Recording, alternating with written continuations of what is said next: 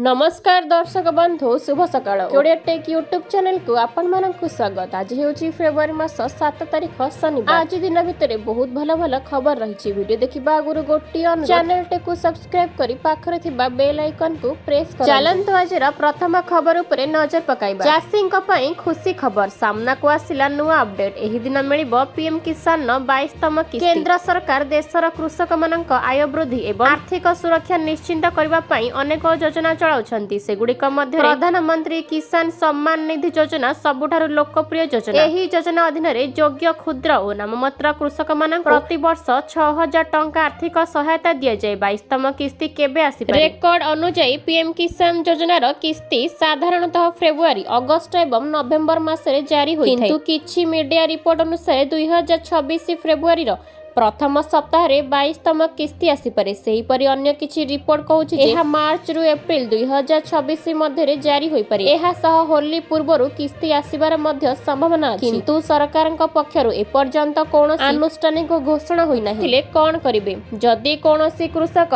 PM किसान किस्ती पाइ नाहंती तेबे ताहार प्रमुख कारण होई पारे, जेपरि के केवाईसी असंपूर्ण, आधार बैंक लिंक रे समस्या, जमी रेकर्ड रे भूल तथ्य इत्यादि। सरकार केवाईसी एवं आधार लिंक को बाध्यतामूलक करिसंती, जहा द्वारा सठिक हिताधिकारी को सीधा सड़क लाभ मिल पारिबो। गुरुत्वपूर्ण परामर्श कृषक माने पीएम किसान सहित जड़ित समस्त नुआ अपडेट सरकारी पोर्टल को नियमित भाव में जांच करने को परामर्श दिया जायछि। परवर्ती खबर बाटबणा स्कूल पिलांक पोशाक बंटन। काली सुधा पोशाक बंटनर रिपोर्ट देबा डीईओ को चिठी लिखिछि।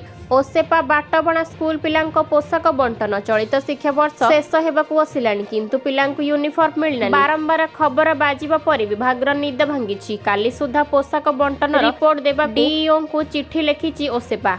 अन्यपटे गणशिक्षा मंत्री कहिसंती अवहेला करिथिबा अधिकारींक विरोध रे हेबो कार्यानुष्ठान। परवर्ती खबर फेब्रुआरी 19 रु आरंभ मैट्रिक परीक्षा। ए नै विज्ञप्ति प्रकाश करिछि माध्यमिक शिक्षा परिषद। मैट्रिक परीक्षा को आय 2 सप्ताह कम समय रहिला। छात्र जीवनर सबुठारु एही गुरुत्वपूर्ण परीक्षा पई माध्यमिक शिक्षा परिषद पक्षरु प्रस्तुति आरंभ होइछि। फेब्रुआरी 19 तारिख हेबो मैट्रिक परीक्षा सह मध्यमा एवं राज्य मुक्त विद्यालय सर्टिफिकेट परीक्षा। चलित थर सर्वाधिक 3082 परीक्षा केंद्र रे हेबो लाइव स्ट्रीमिंग व्यवस्था। प्रश्न पत्र चोरी रोकिबा प्रति प्रश्न रे क्यूआर कोड एवं वाटरमार्क व्यवस्था करा जायछि। परीक्षा लागि प्रश्न पत्र कड़ा सुरक्षा भितरे स्ट्रांग रूम रे पहुंचिछि। फुल प्रश्न पत्र आउट ऑफ सिलेबस एवं नोडाल सेंटर रे प्रश्न पत्र पहुंचबा उपरे गुरुत्वारोप करा जायछि। चलित थर 3टी जाक परीक्षा पई मोट 5,60,000 रु अधिक पिला फॉर्म पूरण करिसंती। प्रश्न पत्र को सुरक्षित रखिबा लागि 322 टी नोडाल सेंटर करा जायछि। परीक्षा को आखि आगरे रखि 6टी दूर जिला पई 10 तारिख रु प्रश्न पत्र जिबा पई व्यवस्था करा जिवो। परवर्ती खबर पीएम आवास योजना मागणा घर को नै बड़ खबर। जानंतु काहा को मिलिबो पक्का घर। अर्थ मंत्री निर्मला सीतारमण फेब्रुआरी 1 2026 संसद रे तांकर ऐतिहासिक नवम बजेट उपस्थापन करिथिले। एही बजेट एक विकसित भारतर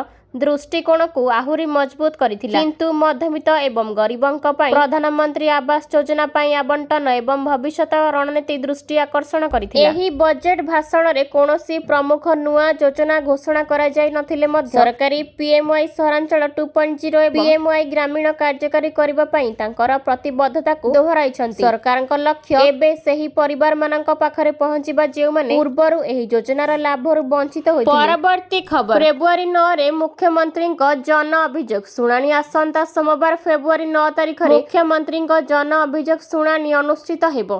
मुख्यमंत्री से दिन पूर्वाह्न 10 घटिकारु भुवनेश्वर यूनिट 2 अशोक नगर स्थित पूर्वतन सरकारी प्राथमिक विद्यालय कैपिटल नर्सरी निकटस्थ जनसाधारणक विभिन्न अभियोगर शुणाणी करिवे। एही अभियोग शुणाणी पई ऑनलाइन पंजीकरण फेब्रुआरी 6 तारिख दिबा 11 घटिका ठारू आरंभ होई सर्वाधिक 1000 जन पंजीकरण करिबा पर्यंत खोला रहिबो। एथि निमंते आग्रही जनसाधारण जनशुणाणी पोर्टाल अथवा जनशुणाणी मोबाइल एप्लिकेशन माध्यम रे मुख्यमंत्री को साक्षात करिबा पई पंजीकरण करि परिबे। परवर्ती खबर प्रथम भारतीय सरकारी cab service Bharat taxi launch driver और ग्राहकों को यही समस्या मिलिबो मुक्ति। देश में परिवहन क्षेत्र में एक बड़ परिवर्तन शुभारंभ। केंद्र सहयोग मंत्री अमित शाह गुरुवार भारत टैक्सी आप सेवा ऑफिशियली भाव उन्मोचन करिसंती। यह भारतर प्रथम सहयोगी क्षेत्र द्वारा परिचालित राइड हेल्प प्लाटफर्म जार उद्देश्य सारा देश में टैक्सी ड्राइवर सहयोगी पार्टनरशिप दृढ़ करने एवं तांको आर्थिक रूपे सुदृढ़ करने। एही ऐप सेवा